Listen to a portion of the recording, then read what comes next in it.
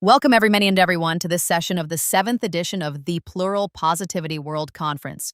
This session is presented by the DISC system, covering important and sensitive topics including transphobia, bullying, dysphoria, depression, aggressive family dynamics, and denial. Please remember to prioritize your self-care during this session.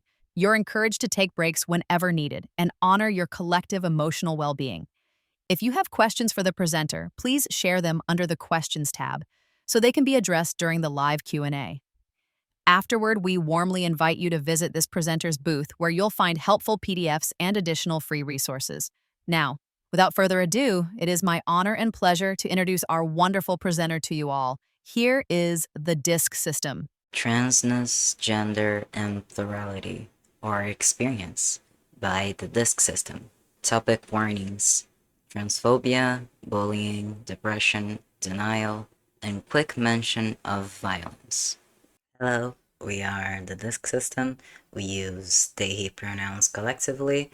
Bodily, we are 22 years old, but we have members with a variety of ages.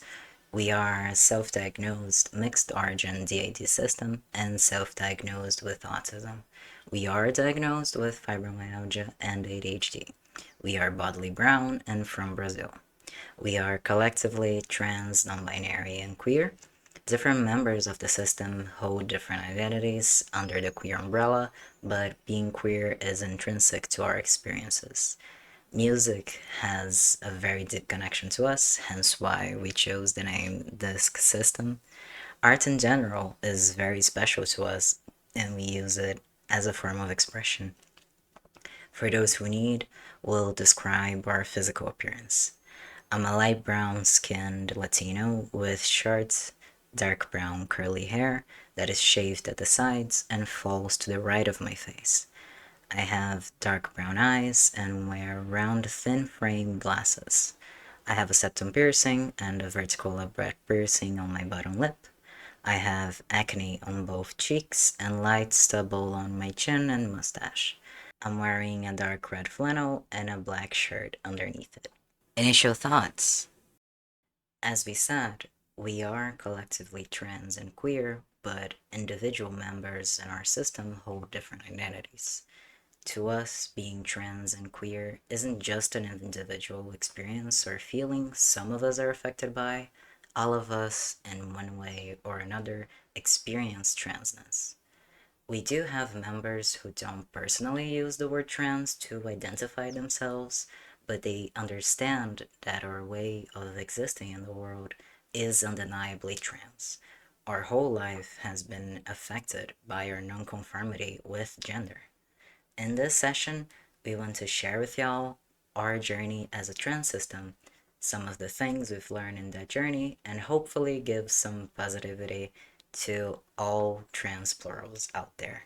Understanding our transness before discovery. First things first, we'd like to talk about our journey with gender before we discovered our system. So we were assigned female at birth and raised as a girl. But as a kid, we did not understand the concept of gender at all. To us, it didn't matter really. We'd play with all kinds of toys, video games, do things considered for boys, and we didn't understand why others found that different or had the need to point it out at all. Gender was like a category instead of an identity or a feeling. As we grew up and got into puberty from 11 to 14, we still didn't understand gender, but were imposed to act feminine by others. We still had many interests that, especially at that time, were viewed as not for girls, which led us to being bullied and ostracized by others in school and other social settings. The bullying made us question ourselves, the world, and other people. Why were we so different? Why is being different bad at all? Can we be what others want us to? Do we even want to be that? We fell into a deep depression during this time, which grew our frustration with not understanding identity and denial of our differences. In school and other social spaces, people often questioned our gender and presentation, which kept feeding insecurities. Though, even with the pressure, it seemed impossible to leave our identity confusion locked away and pretend we were a cishet girl. We felt as if we didn't keep expressing ourselves the way we felt comfortable with masculine clothing, short hair, liking things no matter if they're for boys or for girls, we'd explode. But we still denied any possibility of transness or queerness. We felt like we needed to prove to others that cishet people could act and feel the way we did without being queer, which we're not saying they can't. We're not the rulers of gender, and we actually encourage all cishet people to let go of harmful gender norms and just have fun. After a while of denying any queerness, as we use the internet more, we found queer people online talking about their experiences, which was mind blowing to us because we had only heard about being queer from the cishet people around us. At the time, we still thought we were cis, but accepted that we aren't straight and even came out to a few close friends we had at the time. Something still felt wrong though. There was an itch we couldn't quite figure out. We are a mask heavy system, as in, many of our members have masculine aligned identities, but we have members who enjoy femininity, have feminine aligned identities, and that confused us a lot. We felt like we weren't a man, but did not like the idea of being a woman, though there were periods where neither of those bothered us at all. It was like everything and nothing was part of our identity, which to our 13-year-old brain was very frustrating and scary. One day, while looking up queer content online, we found videos of trans men sharing their experiences and feelings, which firstly blew our minds as we didn't know trans men existed at all, and secondly made us think maybe I am a dude, I'm just young and confused. A year or so later, we came out as a trans man to our family and friends, which wasn't easy at all, as our dad's side of the family is religious and didn't take the news very well. We won't go into this topic for our privacy, but we wanted to mention that we still have a distant relationship with our dad's side and aren't out to some people because of how badly they can react to us being trans. Our mom and older brother were supportive, as well as our friends. These mixed reactions made us feel insecure and like we couldn't really explore our identity with the fear that our peers would question us even more than before. So we stayed stuck in a very binary point of view of our gender. And even with the mixed reactions externally, we thought that after coming out, changing our name, and going by he, him pronouns would fix all of the mixed feelings and internal experiences we had with gender. And oh boy, we were very wrong about that one. After a year or so, we realized that yes, for the most part, we do identify more with masculinity, but there was still that itch around femininity, and sometimes a discomfort when we were perceived as men. We struggled with dysphoria over our voice, or way too feminine body, or chest, but not consistently. And that sort of inconsistency made us question, are we really a trans man? Why do we feel the best with femininity sometimes, and other times the best with masculinity? So we began to explore a little with androgyny, mixing feminine and masculine clothing, dyeing our hair, wearing makeup, and all sorts of visual expression. This exploration led us to research non binary identities, learning that our experience wasn't unique and we could be outside of what others taught us. We then came out as non-binary and changed our name again, which actually helped a lot with our internal pressure to be only masculine or feminine. We truly allowed ourselves to just express whatever we felt like, no matter if it was inconsistent or confusing for other people. We cared more about finally feeling free within our own identity than anything else. After coming out as non binary, we were 17 at that point. We had already researched HRT and wanted to start taking testosterone, but with the goal to look more androgynous. So, after a while of bureaucracy, we started HRT at 19 years old. We are currently 2 years and a few months on testosterone, and it has been a life changing experience.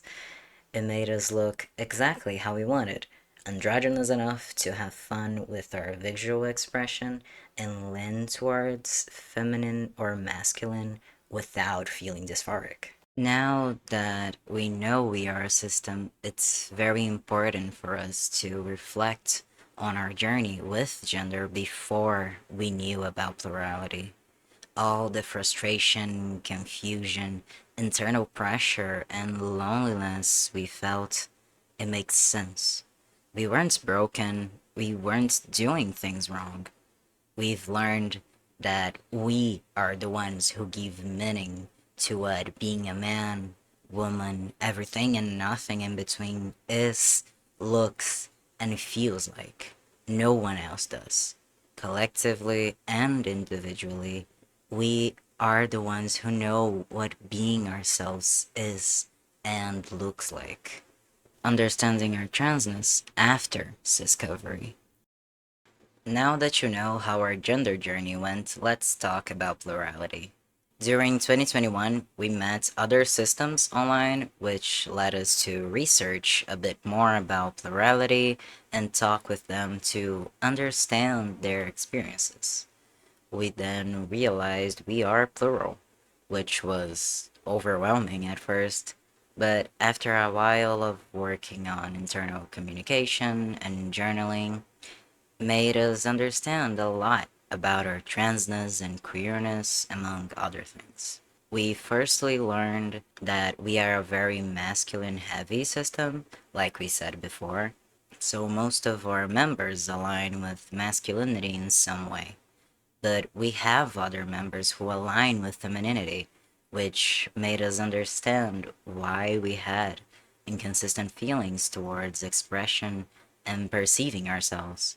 After getting to know each other more and allowing our members to express themselves individually, we learned that we have a mix of different identities within the system.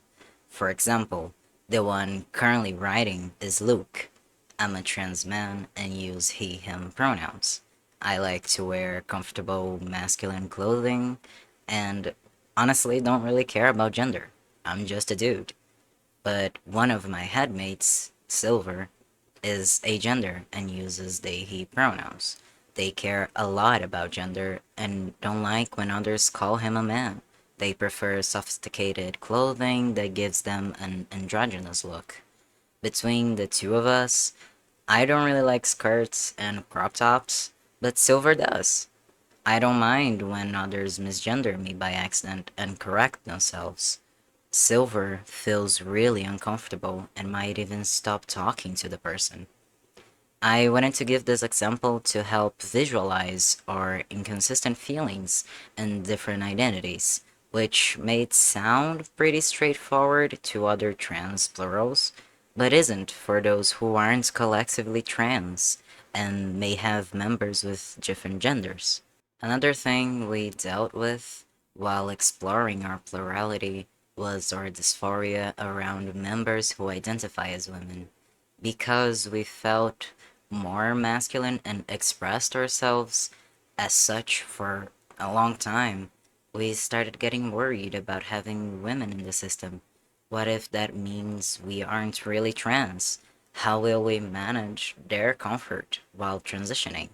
For a while, we simply denied ourselves the reality, but after some time and communication, we realized that their existence doesn't invalidate our lived experiences or other members' identities. Our goal with transition is to be able to have fun with how we express ourselves while being more comfortable with our body, which is exactly what allows each of us to be themselves while keeping our collective comfort in mind. We stay co-conscious most of the time and share memories with one another. So sometimes someone who's a dude is confronting with a girl and the gender feelings get confusing, but with communication, like asking each other what both feel comfortable wearing, doing, or presenting socially, it gets easier to deal with. For us, being collectively trans is empowering and gives space for all of us to be themselves. Being trans in plural is for us embracing each member and understanding their different identities with love. We love being a collective full of contradicting labels because that way we learn that within difference, there's so much common ground. Final thoughts. We live in Brazil, which is the country with the highest rating of trans murders and has been for around 10 years now. We know that being visibly trans is difficult and even dangerous, but we want to say for all trans plurals out there, you can be yourselves authentically and be proudly trans. There are many ways to take care of yourselves and ourselves as a community that allows us to find strength in our existence. For plurals that don't collectively identify as trans, we strongly believe that allowing yourselves to experiment with gender, be it collectively or individually, is a wonderful way to get to know your system more and to create harmony. When we allow for each of us to be authentic and embrace one another, we allow our system to create stronger bonds and trust. Well, that's it. We hope yous enjoyed our session. Thank yous all so much for watching and have a great PPWC. Bye!